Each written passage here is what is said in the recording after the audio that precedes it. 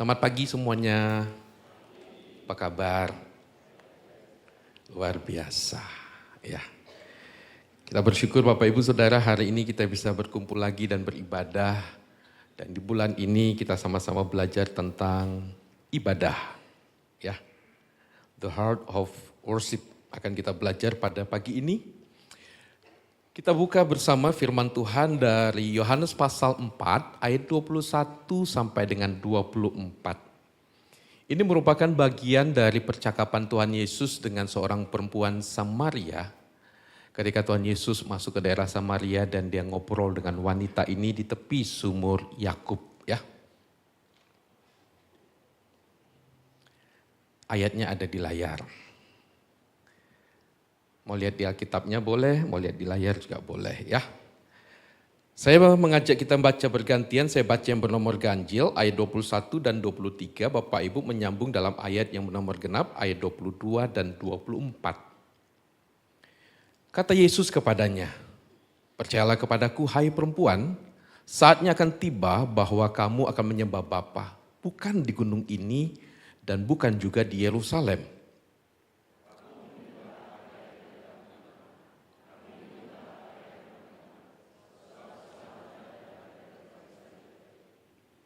Tetapi saatnya akan datang dan sudah tiba sekarang bahwa penyembah-penyembah benar akan menyembah Bapa dalam roh dan kebenaran sebab Bapa menghendaki penyembah-penyembah demikian.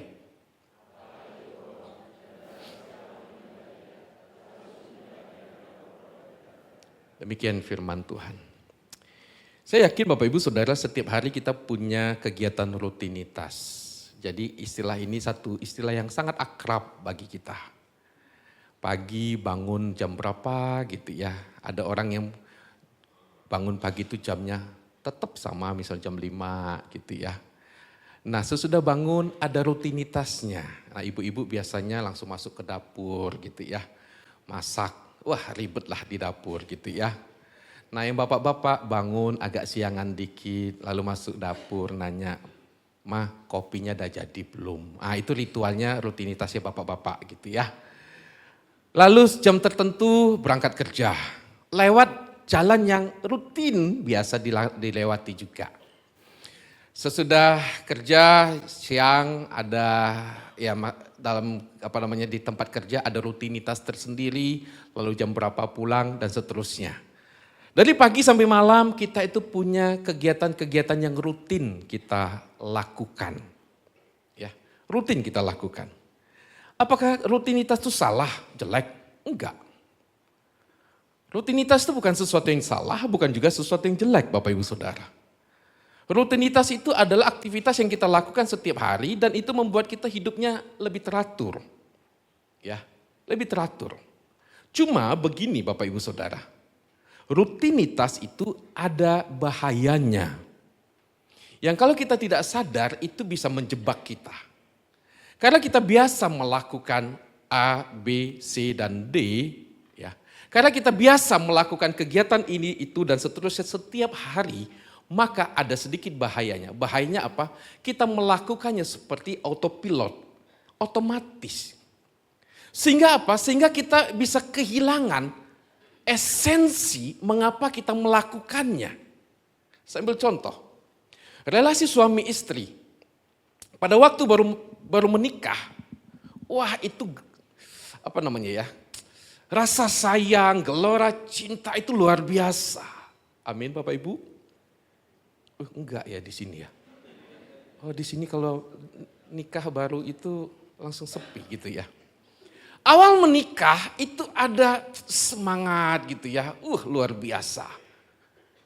Tapi Bapak Ibu Saudara, sesudah berjalan waktu, menikah 10 tahun, 15 tahun, 20 tahun.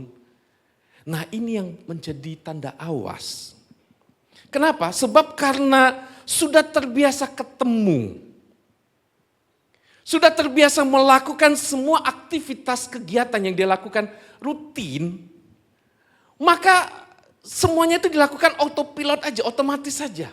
Dan tidak ada lagi gairahnya. Tidak ada lagi satu dorongan yang kuat mengapa melakukannya. Nah itu sebabnya Bapak Ibu, orang yang sudah menikah 15 tahun, 20 tahun tuh merasa hubungan pernikahannya, saya makin lama kok makin dingin ya Pak ya. Betul Bapak Ibu? Jangan dijawab. Kalau Bapak Ibu jawab itu jadi buat pergumulan saya. Tapi faktanya memang begitu Bapak Ibu Saudara. Bapak Ibu udah berapa tahun menikah? 25 tahun. Gimana rasanya sekarang? Apanya? Biasa aja. Bapak kalau ketemu ibu gimana? Waduh, kalau saya lihat WA istri saya, tak matiin.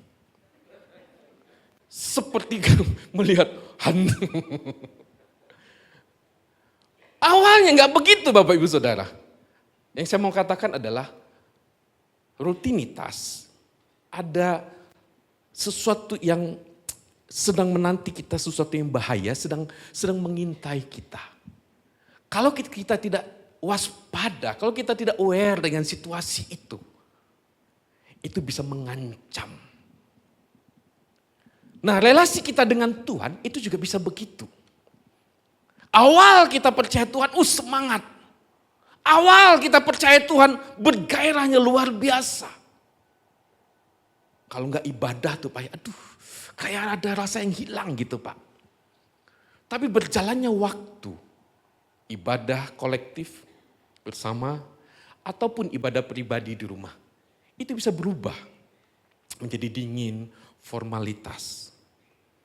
Nah ketika segala sesuatu berubah menjadi autopilot, otomatis sebagai sebuah rutinitas, maka Bapak Ibu Saudara, apa yang biasanya sesuatu yang baik itu menjadi sebuah beban. Ibadah menjadi sesuatu beban yang melelahkan. Doa menjadi sesuatu beban yang kalau bisa aku nggak lakukan. Nah Bapak Ibu Saudara, pergumulan tentang kehilangan esensi dari ibadah itu dialami oleh banyak umat Tuhan. Bukan cuma pergumulan kita hari ini. Tapi itu juga pergumulan bangsa Israel pada waktu zaman Tuhan Yesus. Itu sebabnya Tuhan Yesus itu pernah menegur dengan keras orang-orang Israel. Kamu menyembahku dengan mulutmu, tapi hatimu tidak. Ibadah menjadi sebuah formalitas, ibadah menjadi sebuah ritual aja, rutinitas saja. Nah, dalam dialog yang kita baca Bapak Ibu Saudara, dalam perikop yang tadi kita baca, itu ada sebuah dialog Tuhan Yesus dengan seorang perempuan Samaria. Awalnya percakapannya adalah tentang air sumur. Lalu bergerak dengan topik tentang moralitas wanita ini. Dan sekarang percakapannya masuk tentang ibadah. Wanita itu berkata begini dalam ayat 20. Nenek moyang kami menyembah di atas gunung ini. Tapi kamu katakan bahwa Yerusalemlah tempat orang menyembah. Perhatikan Bapak Ibu Saudara. Wanita ini berkata, nenek moyang kami. Berarti bagi wanita ini beribadah di gunung ini adalah gunung Gerizim. Jadi orang Samaria tidak ibadah di Yerusalem, di Bait Allah. Mereka membangun pusat penyembahan tersendiri di gunung Gerizim. Nah wanita ini berkata, nenek moyang kami biasa ibadah di sini. Jadi bagi wanita ini, esensi dari ibadah itu apa? Datang ke tempat satu lokasi yang menjadi pusat ibadah, pusat penyembahan. Dan pada waktu dulu itu sesuatu yang lazim Bapak Ibu Saudara. Pada zaman dulu orang punya pemahaman bahwa kuil itu adalah tempat tinggalnya dewa. Kuil itu tempat tinggalnya dewa. Jadi ketika seseorang datang ke kuil, itu mereka sedang mau ketemu Tuhannya, mau ketemu dewanya. Nah itu sebabnya wanita ini punya pemikiran seperti itu juga pada umumnya. Di tempat ini, di gunung ini kami ketemu Tuhan, disinilah pusat ibadah kami. Nah orang Israel punya pemahaman tentang Bait Allah. Bait Allah ada di Yerusalem. Bait Allah itu merupakan simbol kehadiran Tuhan. Allah yang tidak kelihatan. Sekarang mau menyatakan kehadirannya di tengah-tengah bangsa Israel lewat apa? Sesuatu yang fisikal, sesuatu yang visible. Apa itu? Allah hadir dalam bentuk bait suci. Itu sebabnya ketika orang Israel melihat bait Allah, mereka melihat Allah ada di tengah-tengah mereka. Ketika mereka masuk ke dalam bait Allah, mereka sedang ketemu dengan Tuhan. Jadi pada waktu itu ada sebuah pemahaman bahwa esensi dari sebuah ibadah itu adalah datang ke satu tempat tertentu. Nah, wanita ini berkata, nenek moyang kami biasa datang ke sini. Ketika saya memikirkan ini, saya teringat Bapak Ibu Saudara dengan pergumulan kita sebenarnya. Kalau kita yang lahir dari keluarga Kristen, ini perlu menjadi sebuah pergumulan dan perhatian kita. Bapak Ibu saya sudah Kristen, opung-opung saya juga sudah Kristen, gitu ya. Kakek nenek saya sudah Kristen. Jadi suasana Kristen itu sudah biasa dalam hidup saya. Nah, ketika sesuatu itu sudah biasa, tentang Natal, Paskah, anugerah, keselamatan, pengorbanan Kristus, sudah biasa di telinga kita. Maka kita berpikir bahwa, oh otomatis saya jadi orang Kristen. Belum tentu. Kita cuma berada di dalam suasana, vibe Kristen. Kita berada dalam satu kondisi Kristen. Kenapa? Karena sudah biasa. Nah, karena itu ini menjadi sebuah pergumulan buat kita. Jangan cuma biasa. Tapi memang betul-betul mengerti esensinya. Nah, Bapak Ibu Saudara, ketika menanggapi kalimat ini, Tuhan Yesus mengucapkan kalimat yang membuat wanita ini dan kita semua akan kaget. Kata Yesus kepada wanita itu, percayalah kepadaku, hai perempuan, saatnya akan tiba bahwa kamu akan menyembah Bapa bukan di gunung ini dan bukan juga di Yerusalem. Wanita ini sedang ngobrol dengan seorang Yahudi, yaitu Tuhan Yesus. Kalau Tuhan Yesus berkata, atau pada umumnya orang Yahudi akan berkata begini, kamu menyembah Allah di Gerizim? Gak sah. Yang sah itu cuma satu, di Yerusalem, di bait Allah. Sebab bait Allah inilah satu-satunya tempat Allah menyatakan dirinya, di bait Allah. Itu perkataan yang umum. Tapi di sini Bapak Ibu Saudara, Tuhan Yesus itu mengucapkan satu kalimat yang mengagetkan. Bukan di gunung ini, tapi juga bukan di Yerusalem. Wow. Tadi saya katakan Bapak Ibu Saudara, Yerusalem di situ ada bait Allah dan itu adalah simbol kehadiran Tuhan. Tapi sekarang Tuhan Yesus katakan nanti akan tiba waktunya. Maksud dalam ayat 23 nanti ada Tuhan Yesus katakan, dan sekarang sudah tiba waktunya.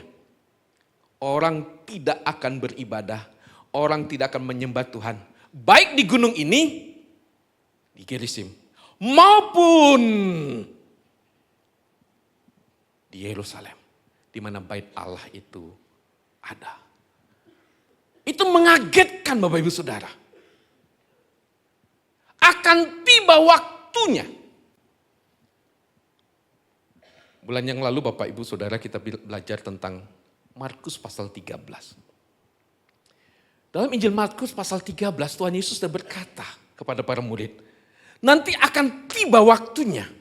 Bait Allah bangunan yang begitu megah, yang begitu hebat, akan tiba waktunya. Bangunan ini akan dirubuhkan.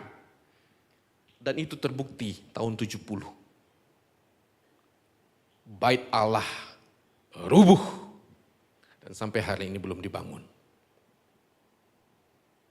Salah satu alasan teologisnya adalah karena Allah mau mengubah esensi ibadah, bukan lagi bicara tentang tempat.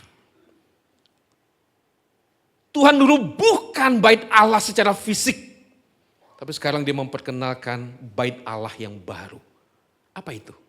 Dirinya sendiri. Bait Allah bangunan fisik itu adalah bayangan. Nanti akan datang yang sejati. Nah, ketika yang sejati datang, maka yang bayangan ini tidak diperlukan lagi. Itu sebabnya Bapak Ibu Saudara, ketika ada satu hal yang luar biasa di sini, kalau orang Israel datang ke bait Allah itu ketemu Tuhan. Nah, ketika kita percaya kepada Tuhan Yesus, maka kita ketemu Tuhan. Kita ketemu Tuhan. Tuhan Yesus pernah berkata, kalau kamu lihat aku, kamu lihat Bapa. Kalau kamu kenal aku, kamu kenal Bapa. Saya ambil contoh gini Bapak Ibu Saudara, supaya Bapak Ibu bisa memahami ini. Anggaplah saya ini Tuhan Yesus yang sedang ngomong. Saya ngomong begini, kalau Bapak Ibu Saudara lihat saya, Bapak Ibu Saudara lihat Tuhan. Jadi Bapak Ibu Saudara lihat siapa? Saya, fisikal saya. Iya toh? Tapi Tuhan Yesus bilang kalau kamu lihat aku, secara fisik kamu lihat aku, kamu lihat Bapa. Kalau kamu kenal aku, kata Tuhan Yesus, kamu kenal Bapa. Jadi ketika kita percaya kepada Tuhan Yesus, ketika kita berdoa, kita ketemu dengan Bapa. Langsung. Itu sebabnya bait Allah itu dihancurkan oleh Tuhan dan dia memperkenalkan yang sejati.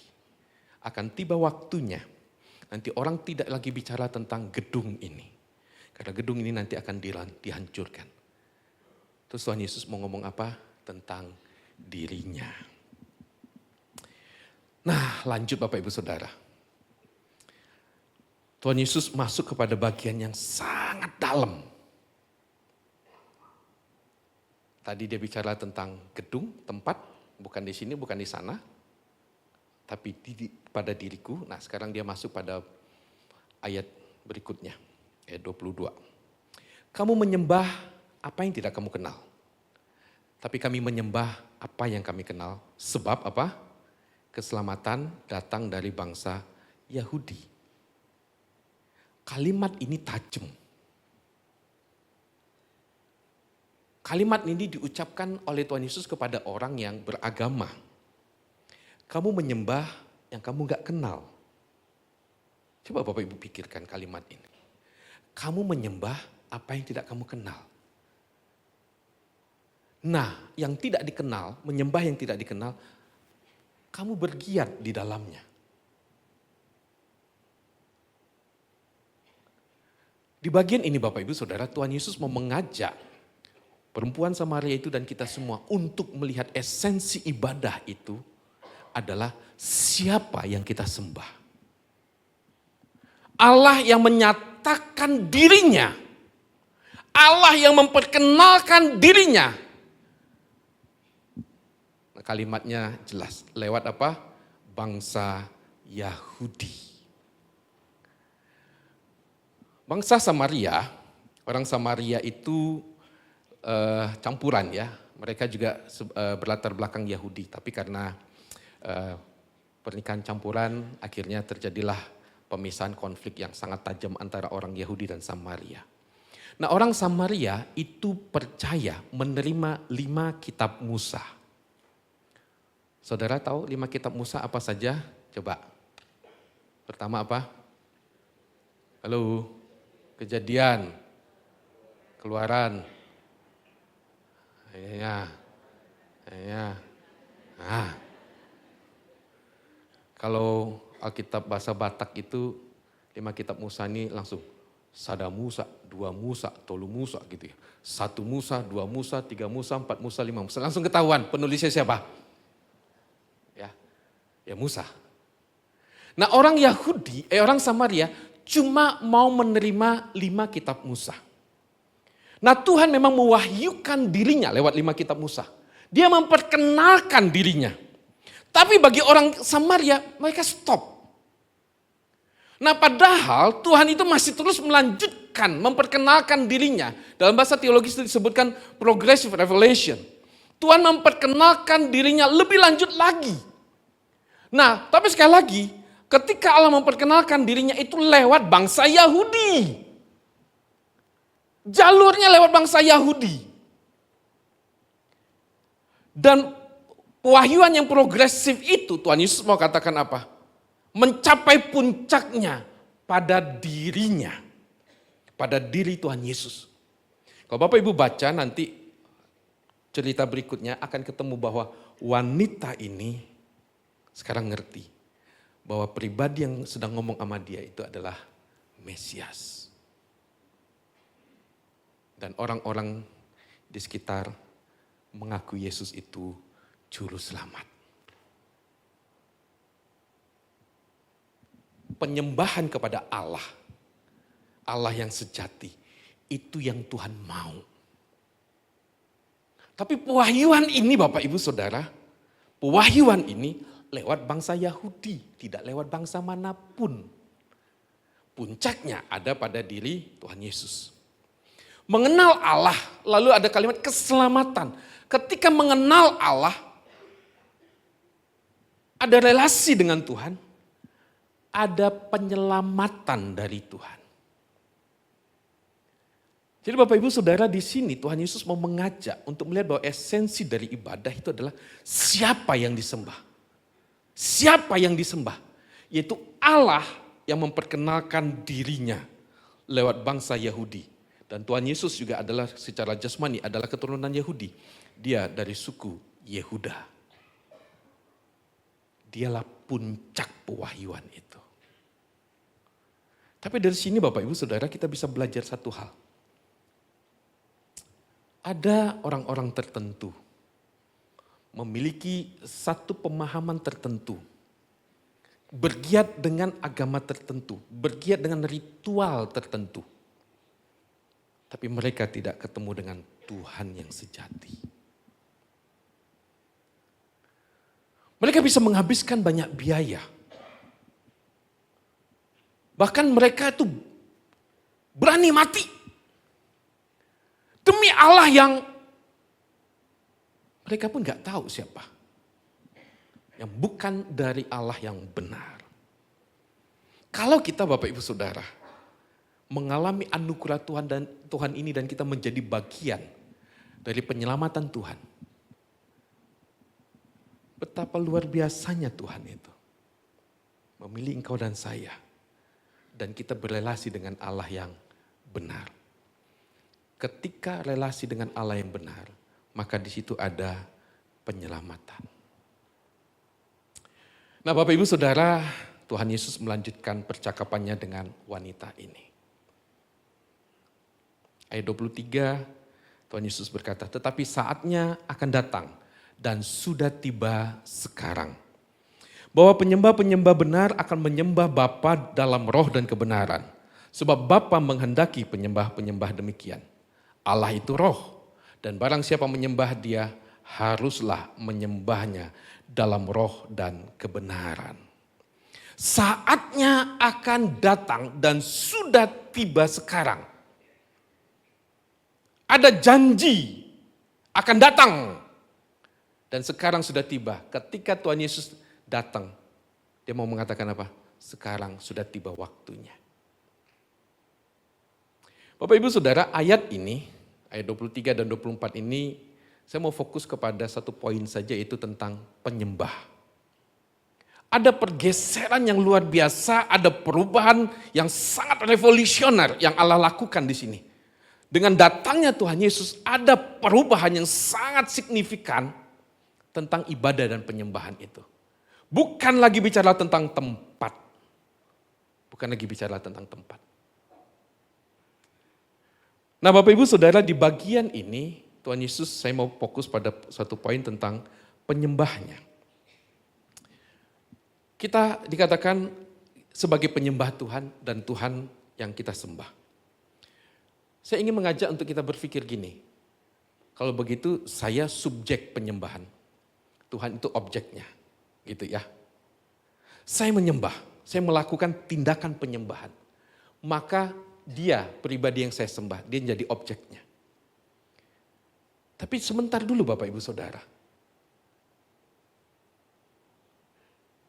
Kalau kita berpikir bahwa, oh kalau gitu saya subjeknya maka saya yang akan mengatur penyembahan kepada Allah. Enggak. Walaupun dikatakan Tuhan itu sebagai objek penyembahan. Bukan kita yang ngatur, bukan. Jadi yang ngatur siapa? Dia. Dia ngatur. Dia ngatur siapa yang akan menyembah dia. Dia yang ngatur. Dia ngatur Bapak Ibu Saudara. Dia yang menetapkan. Itu sebabnya kita perhatikan ayat 24 bagian akhir. Penyembah-penyembah benar menyembah dalam roh dan kebenaran. Kalimat terakhir. Harus menyembah dalam roh dan kebenaran. Apa arti kata harus? Apa Bapak Ibu Saudara?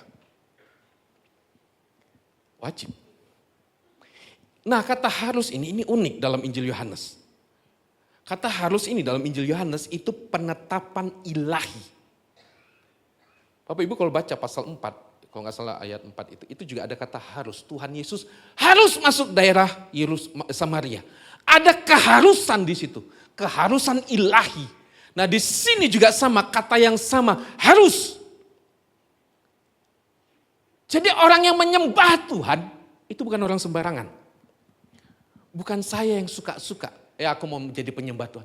Enggak, dialah yang menetapkannya, siapa yang akan menjadi penyembahnya. Walaupun kita katakan dia objek penyembahan, tapi dialah yang mengatur segala sesuatunya.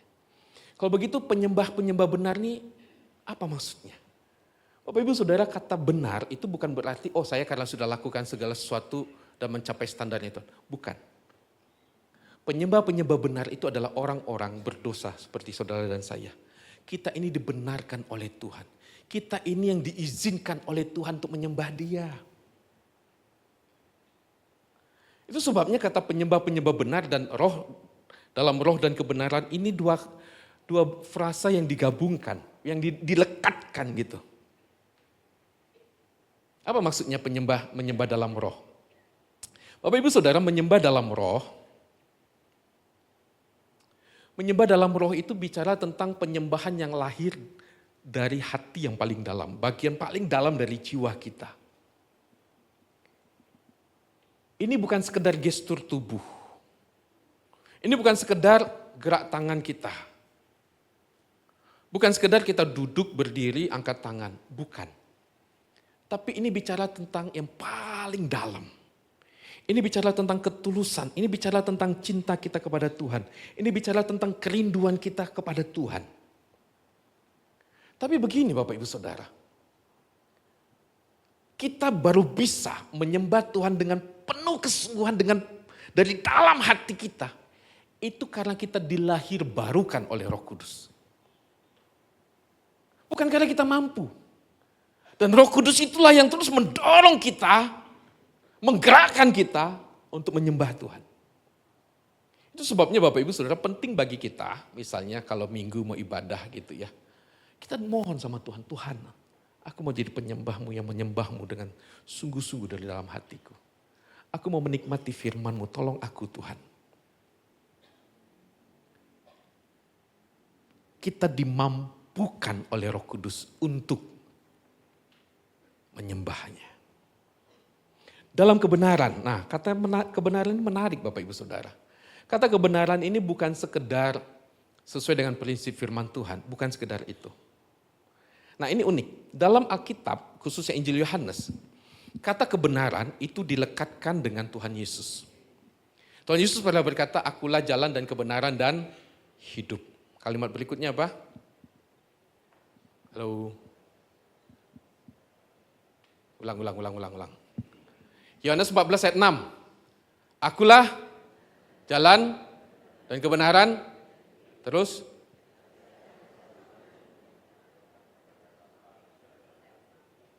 Kayaknya perlu ujian ayat hafalan ini ya.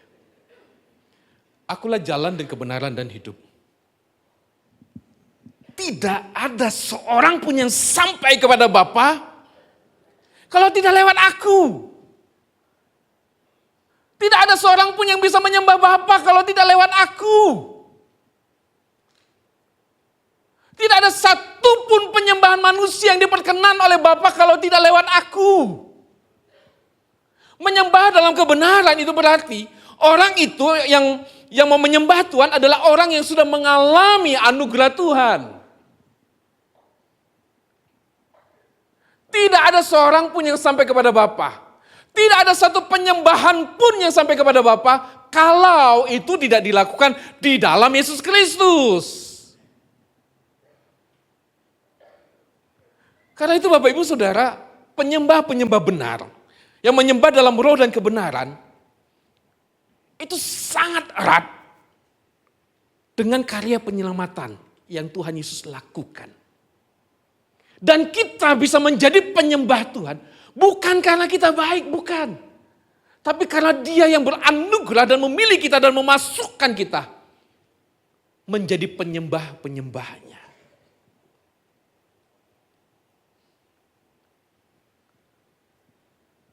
Yang menyembah Tuhan punya relasi dengan Tuhan. Jadi bukan sembarangan Bapak Ibu Saudara. Itu sebabnya tadi saya katakan, meskipun Tuhan itu objek penyembahan, tapi bukan kita yang ngatur. Dia yang ngatur siapa yang bisa menyembah Dia. Dan engkau dan saya mendapatkan anugerah itu.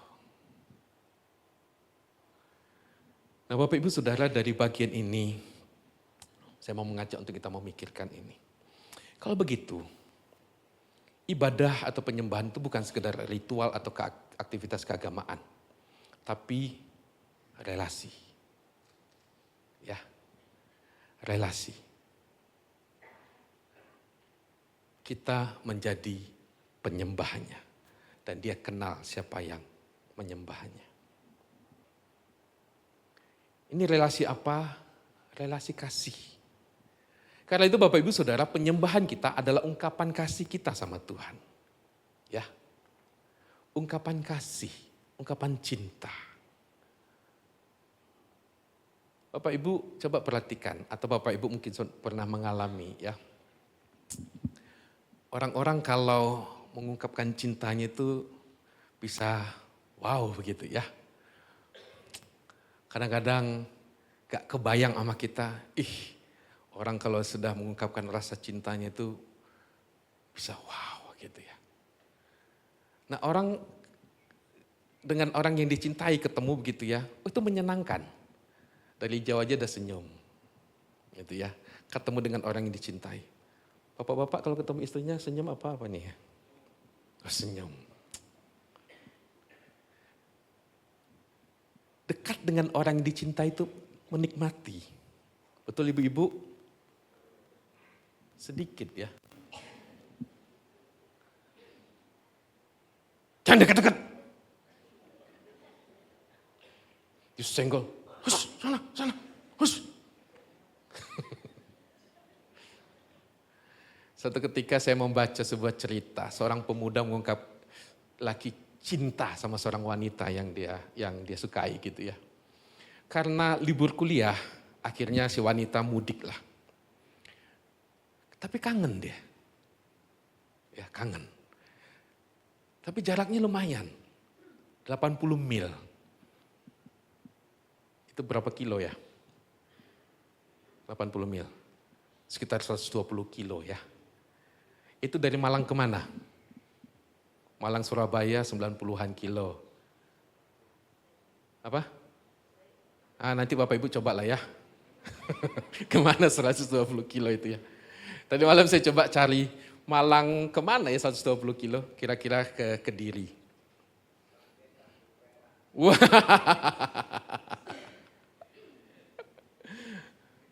Nah dia kepingin ketemu dengan wanita ini. Mau pergi dia. Tapi gak punya mobil. Waduh, gak punya mobil. Tapi rasa sayangnya begitu kuat. Akhirnya muncul ide. Naik apa? Sepeda pancal. Saudara bisa bayangkan Malang Kediri naik sepeda pancal, itu bukan sepeda balap, sepeda biasa. Gitulah kadang-kadang orang mengungkapkan rasa cinta. Yohanes pasal 3 ayat 16. Karena begitu besar kasih Allah akan dunia ini. Sehingga Ia mengaruniakan anaknya. Karena Dia begitu cinta kepada manusia, kepada engkau dan saya. Bukan cuma 80 mil yang Dia terobos. Tapi satu jarak yang tidak terseberangi antara Allah dengan manusia. Dia datang, dia tinggalkan surga. Masuk ke dalam dunia. Karena dia begitu cinta kepada engkau dan saya. Tapi pertanyaannya adalah, apakah engkau dan saya adalah orang yang pantas untuk dicintai? Kita nggak pantas untuk dicintai. Tuhan nggak punya alasan apapun untuk mencintai kita dan dia mau berkorban untuk kita. Nggak ada. Tidak ada alasan apapun. Sebaliknya dia punya banyak alasan untuk menghukum engkau dan saya. Tapi ayat ini begitu indah, menakjubkan. Karena begitu besar kasih Allah akan dunia ini sehingga apa? Dia mengaruniakan anaknya. Jarak yang tak terseberangi itu dia masuk ke dalamnya. Dan dia mati di kayu salib. Karena itu Bapak Ibu Saudara, ini cerita tentang cinta Tuhan. Cinta yang mempesona engkau dan saya. Karena itu datanglah ibadah dengan penuh cinta. Datanglah ibadah dengan sebuah cinta. Bernyanyilah untuk Tuhan dengan sebuah cinta. Karena dia sudah mencintaimu dan mencintaiku. Satu cinta yang tidak bisa digambarkan dengan apapun.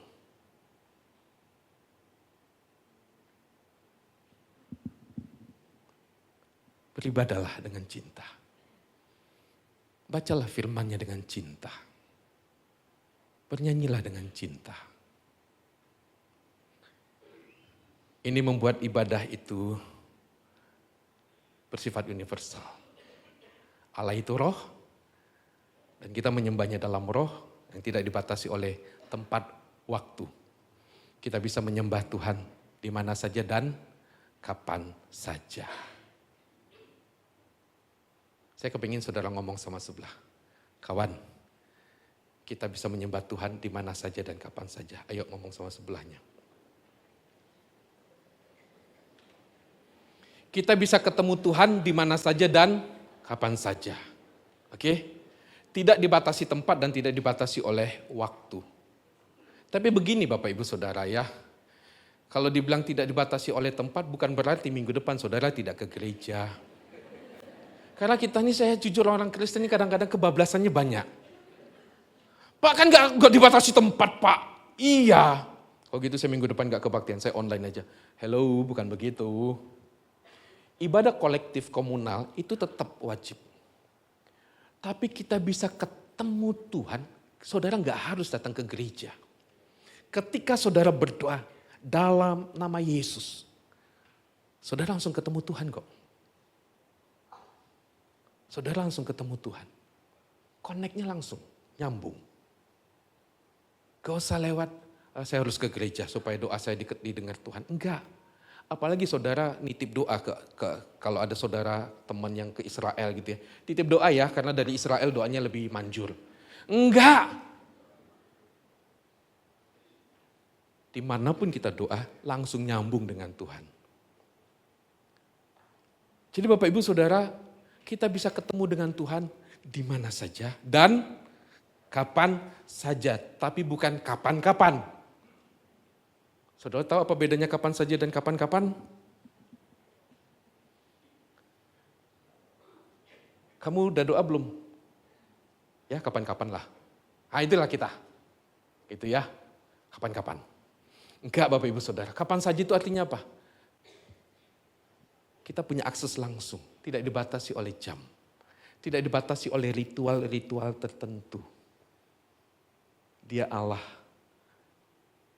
yang adalah roh dan bisa ketemu dengan dia. Itu artinya apa Bapak Ibu Saudara? Dimanapun kita berada, itu bisa menjadi tempat kita menyembah Tuhan, mengenal Tuhan, melayani Tuhan. Dimanapun kita berada, itu bisa menjadi altar untuk kita menyembah Tuhan. Di meja makan, jadikan meja makan saudara bukan cuma untuk menikmati lauk pauk yang enak. Tapi jadikan meja makan saudara tempat untuk cerita tentang Tuhan. Di situ anakmu akan ketemu Tuhan. Di situ engkau bisa ketemu dengan Tuhan. Menikmati cerita tentang Tuhan di meja makan. Jadikan tempat kerjamu, meja di kantormu sebagai altar Tuhan. Karena Tuhan ada di sana. Dan kita bisa doa di situ. Saya mau menutup renungan dengan cerita seorang ibu Christiana Chai. Seorang ibu yang dikenal dengan istilah, dengan sebuah julukan Queen of the Dark Chamber. Ratu kamar gelap. Saudara dengar istilah ini apa yang kebayang? Serem ya? Ratu kamar gelap. Queen of the Dark Chamber. Kisah hidupnya, ada satu buku yang sudah dibuat untuk menceritakan tentang kisah hidupnya. Ratu kamar gelap judulnya ya. Christiana Chai seorang awalnya dia bukan seorang Kristen, lalu dia menjadi orang percaya. Sudah dia menjadi orang Kristen, dia aktif pelayanan. Tahun 1931, dia mengalami sebuah sakit dan itu yang membuat tubuhnya mengalami begitu banyak kelemahan. Salah satunya adalah dia tidak bisa kena cahaya. Matanya nggak bisa kena cahaya, tubuhnya juga nggak bisa kena cahaya. Terus apa yang harus dia lakukan? Dia cuma bisa berada di ruang yang gelap. Itu sebabnya dia dapat julukan Ratu Kamar Gelap. Karena dia cuma bisa ada di dalam tempat yang gelap. Dia gak bisa kemana-mana. Gak bisa kemana-mana. Tapi Bapak Ibu Saudara, kamar yang gelap itu menjadi altarnya dia. Dia menyembah Tuhan di situ dan dia berdoa untuk banyak orang di kamarnya yang gelap itu. Dia membawa nama-nama orang supaya kenal Tuhan lewat kamar gelap itu. Jadikan tempat di mana saudara ada sebagai altarmu. Orang kenal Tuhan, engkau pun semakin dalam kenal Tuhan. Suatu ketika saya besuk kepada seorang oma. Ya. Dia juga sudah sulit datang ke gereja. Nah, waktu dulu itu sebelum Covid gitu ya. Jadi sudah cukup lama ceritanya. Kalau besuk ke rumahnya dia selalu minta warta jemaat. Dia minta warta jemaat. Untuk apa? Mau berdoa. Dan salah satu yang mau dia doakan adalah hamba-hamba Tuhan yang besok minggu mau khotbah. Saya mengucapkan terima kasih pada Bapak Ibu yang mendoakan kami para hamba Tuhan. Rumah saudara menjadi altar Tuhan. Oma ini menjadikan kamarnya. Dia nggak bisa kemana-mana. Dia cuma bisa ada di kamar di rumahnya. Tapi hatinya luar biasa. Menyembah Tuhan dan berdoa untuk pekerjaan Tuhan. Bapak Ibu Saudara yang mau saya katakan, dimanapun kita berada, kita bisa ketemu Tuhan. Dan kita bisa dipakai oleh Tuhan, menjadi alatnya dimanapun kita berada. Mari kita berdoa.